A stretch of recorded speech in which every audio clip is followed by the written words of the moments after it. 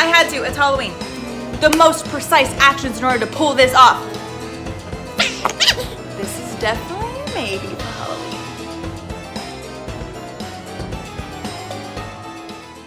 Hey guys, what's up? Welcome back. So we are a week away from Halloween and I know we're all debating what we should be.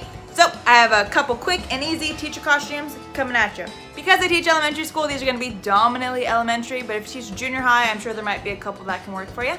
Anywho, let's get started. First costume is the Lorax, and it's a double whammy because if you do it for Halloween, you can do it for Dr. Seuss Week. Super simple, just went to Michael's and got a plain, simple orange t-shirt, and I got it in like an extra large, that way it fits kind of like a dress, wear it with some leggings. And they were 3 for $9, so got a couple different colors.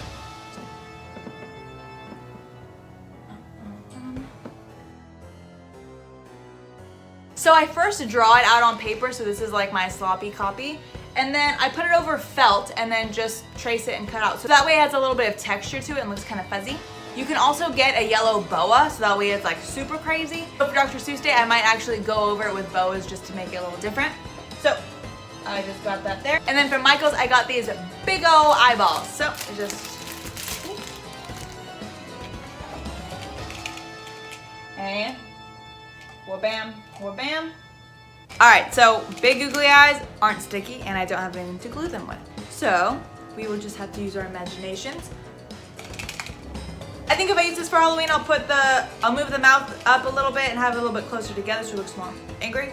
But overall, I really like it. Super comfy, easy. These were like $2. This felt was literally $1. Shirt was $3. So what can beat that? And you get to wear it twice a year. So next.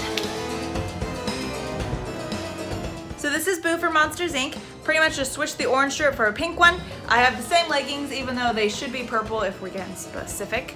Pigtails, and then I have this little accessory that I just naturally have, don't judge me. But it goes perfect for Boo because, if you want to get really detailed, I think she has the little pink rubber bands with the 2 little ball thingamajigs.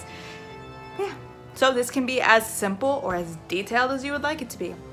And that rule pretty much applies for all these costumes. So, next one. This is if you give a mouse a cookie. Duh. I just got these from Michael's. This actually came with little hand things, and granted they're for kids and it was like $6, but they're very stretchy and it works. So I really like these. They're really soft and kind of fun. So just got some basic overalls, plain white t-shirts, and my cookie is out of paper. So this is another fun, quick, easy one for you. These overalls you can wear again. Same with the white t-shirt, piece of paper. So really, how much more simple can you get? Besides a pink t-shirt for Boo. Phoned Ed yesterday, so new setting. This, if you can't guess by the red ribbon, white sweater, is Matilda. If you want to get detailed, you get a pattern dress, wear a t-shirt under and or the sweater. You get some like white Keds with like the frilly white socks that little girls used to wear, which I could not find anywhere. Granted, I only looked in like 2 places, but still, besides the point. So, why is this going on? Thank you. Fitbit thinks I've been moving and I've just been talking with my hands. I do really like this because this is just one of my work dresses and I just throw on a little sweater, which is my work sweater. So all I had to get was the ribbon. Also, if you teach elementary, read the story before because a lot of them haven't even seen the movie. So, Matilda. All right, I'm gonna let you know right now that I did not think this one through. So, this is supposed to be Pete the Cat. But once I put this on, I realized that I look more like one of those, like a princess, because of this and the yellow with just the red at the time. Anywho, but you get the idea, and it works. Like, my kids wouldn't complain. Ears are a lot harder to make than you think. So I pretty much just have my Matilda ribbon with, luckily it has wires, so I folded that up. Pretty much, if you're gonna do Pete the Cat, make sure you make yellow ears. But pretty much if you're gonna do Pete the Cat, you need yellow ears. And I had to makeshift them out of the red ribbon that was already on my head. And luckily it has wires, so it's holding them up. And this is the same felt from the Lorax. So it works. It's not the best, but it works. These buttons are literally paper that I just pinned on to my yellow sweater.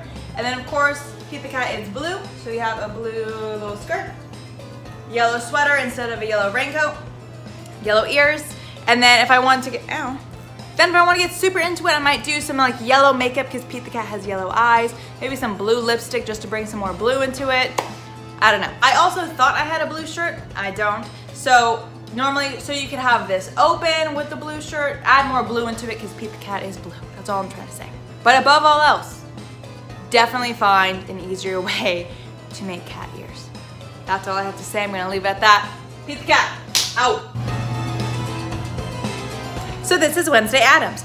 Just needs simple pigtails and a simple black dress with the white collar. I don't know if elementary students will get it, but I think junior high and high school definitely would. It's a classic nowadays. I got this at Kohls, and I like it because it's super soft, nice length. Could wear it to work, could wear it out, however I want. It is very versatile. Speaking of versatile, I'm actually gonna use this dress for my next costume. Let's go. So this is Viola Swamp from Miss Nelson is Missing. We have the same black dress from Wednesday Addams, just a little partial black lipstick. She has super rosy cheeks, so either a lot of blush or even just red lipstick, rub that on. Hair and just messy buns to the side. This book was really big with my first graders, and I just reread it to my third graders and they thought it was just as great. So this is definitely a maybe for Halloween. And if you're like me, you love any excuse to put on a onesie. Definitely the way to go. You got pockets, you're warm because everyone knows Halloween is the first day that it is absolutely freezing outside. And since all teachers know Halloween is just a crazy day in general, you might as well be comfortable for the day while everything around you is turning to chaos. Also, I highly recommend investing in a onesie because you will wear it a lot more than you think. You got Halloween, you got pajama day. You'll wear it at home because it's super warm. Trust me, you won't regret it. All right, I have one more bonus costume for you, but it requires the most detailed, the most precise actions in order to pull this off. But I think you can handle it. So I'm gonna show you. Wait for it. Wait for it. Bam, flamingo. There you go, those are my costumes for Halloween. If you like this video, please give me a big thumbs up. Subscribe down below if you haven't already. And I'll see you next week. Have a good Halloween, guys.